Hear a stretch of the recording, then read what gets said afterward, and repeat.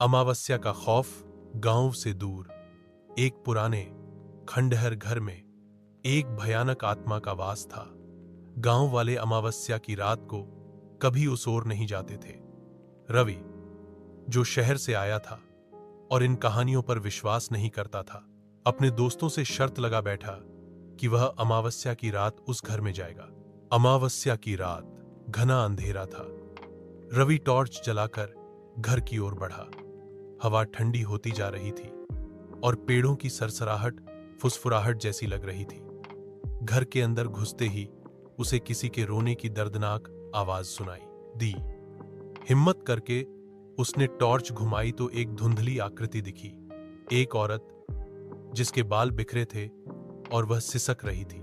रवि जैसे ही उसके पास पहुंचा, उस आकृति ने चेहरा ऊपर उठाया। टॉर्च की रोशनी में वह चेहरा देखकर रवि की चीख निकल गई। आंखें नहीं थीं, सिर्फ गहरे खाली गड्ढे थे। मुंह विकृत था और बदबू आ रही थी।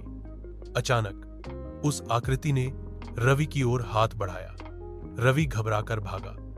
पीछे मुड़कर देखा तो वह आकृति उसके पीछे घिसटते हुए आ रही थी। हांफता हुआ रवि गांव पहुंचा।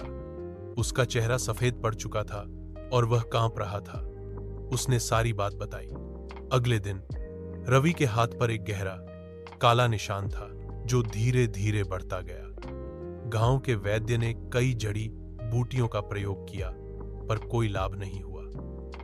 कुछ दिनों में रवि पूरी तरह खामोश हो गया। न खाता न पीता, बस दीवारों को घूरता रहता था। उसकी आंखों में एक अजीब सी चमक आ गई थी, मानो वह अब रवि न होकर कोई और हो।